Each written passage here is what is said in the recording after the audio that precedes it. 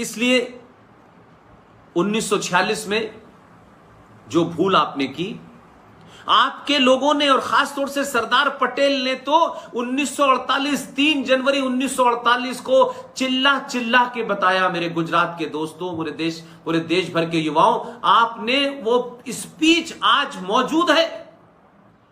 अरे जब हम थे, जब हमारे पैदा हुए 65 में, तब से लेके अब तक उस स्पीच को सुनने का मौका नहीं मिला। वो आर्काइव में रखी हुई थी, क्योंकि उस वक्त तो सत्ताधारी ऐसे लोग थे, ऐसे तानाशाह थे जो आज बड़े लोकतंत्र की बात कर रहे हैं, उनके नकली वारिस कि एक प्रधानमंत्री के बेटे की एक दोस्त थी बहुत क्लोज, उनके जन्मदिन पर प्रधानमंत्री के वो साहबजादे चाहते थे कि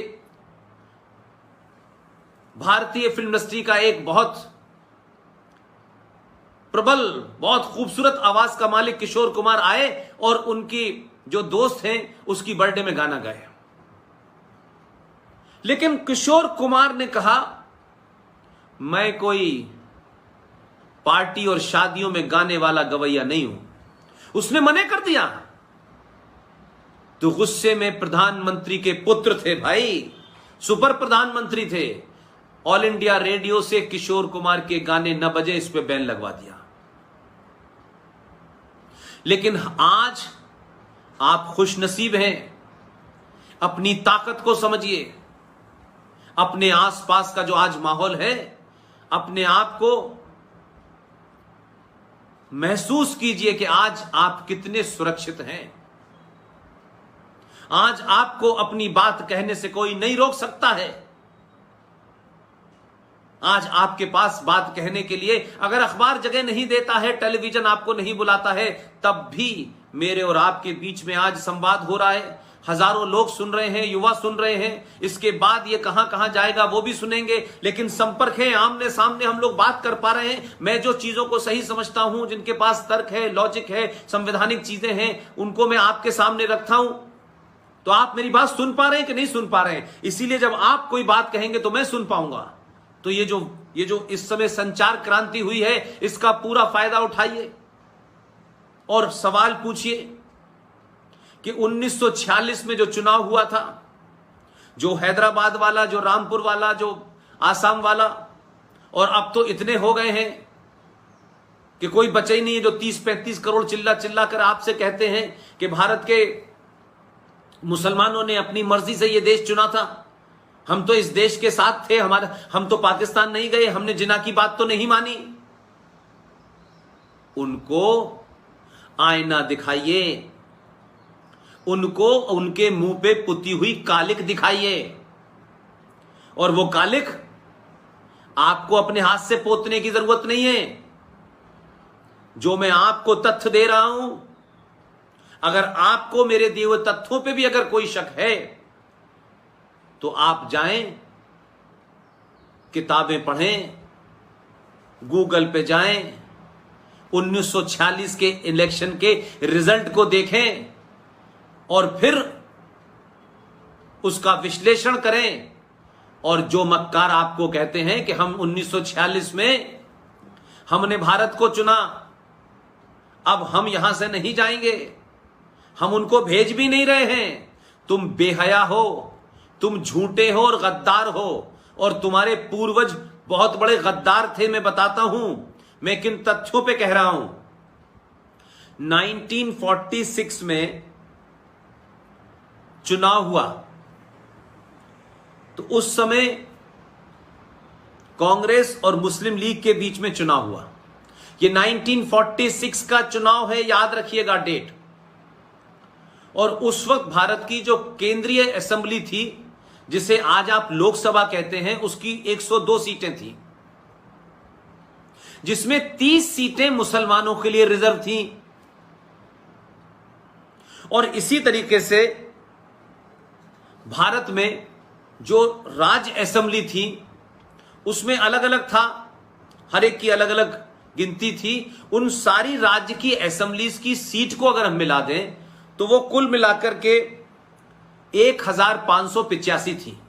यानी 1585 सीटें थी सारे देश के राज्यों की असेंबली की। उन 1585 में से 492 सीटें मुसलमानों के लिए रिजर्व थी। चुनाव हुआ। चुनाव में मुस्लिम लीग का नारा क्या था और कांग्रेस का नारा क्या था? कांग्रेस कह रही थी, ये वो कांग्रेस जिसने सब कुछ चुपचाप देश को बगैर बताए पाकिस्तान बनाने की मांग को स्वीकार कर चुकी थी। बीबीसी के अपने इंटरव्यू में जवाहरलाल नेहरू आज के जमाने में आज के युवा पीढ़ी के सामने एक्सपोज हो गए। चुपचाप कांग्रेस को बताए शिमला गए थे, अपनी कमजोरियों के चलते ब्लैकमेल हुए और वहां साइन भी कराए। 1946 में कांग्रेस क्या झूठ बोल रही थी? कांग्रेस कहती थी हमें चाहिए अखंड भारत, और मुस्लिम लीग ने चुनाव लड़ा और उसका चुनाव का मुद्दा था और स्लोगन था लड़ लड़ के लेंगे पाकिस्तान, मर मर के लेंगे पाकिस्तान। पाकिस्तान के हक में जो वोट देगा वो हमारा, जो पाकिस्तान के हक में वोट नहीं देगा वो गद्दार, मुसलमान। ये नारा था मुस्लिम लीग का। उस समय उत्तर प्रदेश में जो 66 मुसलमानों की सीटें रिजर्व थी उसमें से 54 सीटों पे मुस्लिम लीग जीती और बची हुई सीटों पे भी कांग्रेस का मुसलमान जीता। बॉम्बे गुजरात मिलाकर के 30 सीटें थी राज्य में, उसमें से 30 की 30 सीटें मुस्लिम लीग ने जीती और उसमें वो भी सीट थी मुंबई और गुजरात जब ज्वाइंट था उसमें वो भी सीट थी जिसे आप बायकुला के नाम से जानते हैं, वहां से मोहम्मद अली जिन्ना खड़ा हुआ था। मध्य प्रदेश में 14 में से 13 सीट मुस्लिम लीग ने जीती। महाराष्ट्र में, तमिलनाडु, केरला ये सब आते थे, 28 सीटें थी, 28 की 28 सीटें मुस्लिम लीग ने जीती। यूनाइटेड पंजाब जिसका आधा हिस्सा, जिसकी लाहौर से लेके मुल्तान, ये पूरा का पूरा जो पंजाब कहलाता था, जो अब पाकिस्तान के पास चला गया है, जहां बॉर्डर पे लाहौर और अमृतसर के बीच में बॉर्डर बना हुआ है, उस पूरे यूनाइटेड पंजाब के अंदर 86 सीटें थी, उसमें से 74 सीटें मुस्लिम लीग ने जीती। आसाम में 34 में से 31 जीती, उड़ीसा में से 4 की 4 सीटें जीती। तो उस वक्त का जो मुसलमान था 1946 में, उसने 98% मुसलमानों ने मुस्लिम लीग के इस नारे को वोट दिया कि लड़ के लेंगे पाकिस्तान, मर मर के लेंगे पाकिस्तान। 98% मुसलमानों ने इस देश के पाकिस्तान बनाने के हक में वोट दिया। लेकिन कितने शुरूड और मक्कार थे। पाकिस्तान 14 अगस्त 1947 को बन गया। 2% मुसलमान यहां से नहीं गए। उनका एजेंडा था पाकिस्तान बनवा दो, और पाकिस्तान बना कहां? जहां मुस्लिम लीग थी ही नहीं, जिसे आप नॉर्थ वेस्ट फ्रंटियर पाकिस्तान कहते हैं, जिसे उसका नाम बदल के अब खैबर पख्तूनख्वा कह दिया गया है, जिसकी राजधानी पेशावर है, जहां पेशावर से आपकी फिल्म इंडस्ट्री में पृथ्वीराज कपूर, राज कपूर, ऋषि कपूर, शशि कपूर और वो पूरा कपूर, जिस कपूर खानदान में अब तैमूर पैदा हो रहे हैं, विनोद खन्ना, दिलीप कुमार, ये सब वहां से भाग के यहां आ गए थे। उसका बॉर्डर अफगानिस्तान से लगता है। उस राज्य का नाम है खैबर पख्तूनख्वा। एक राज्य है सिंध और एक राज्य है बलूचिस्तान। इन तीनों राज्यों में मुस्लिम लीग कहीं नहीं थी।